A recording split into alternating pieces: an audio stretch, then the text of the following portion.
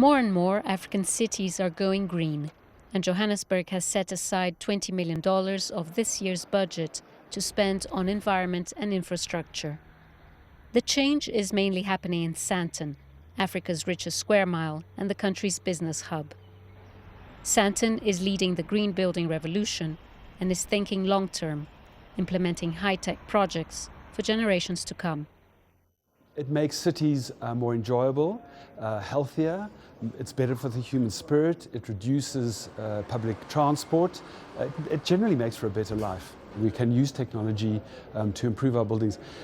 It's really the right way to go. I mean, we have got no choice but to reduce our footprint on this earth. It's quite clear. But green buildings have the potential of addressing environmental issues and socio-economic issues for the rest of the continent and for South Africa itself.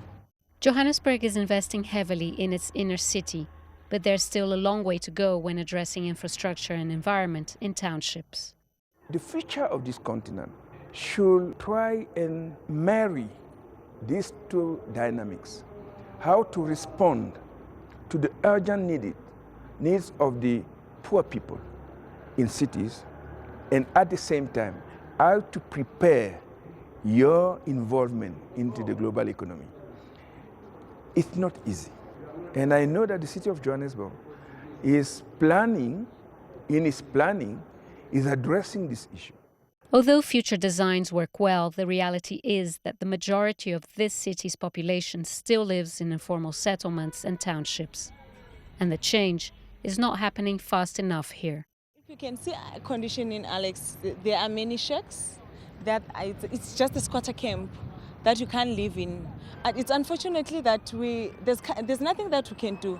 Our government is promising, but they don't do anything. The Africites Summit hopes winds of change will sweep through Johannesburg.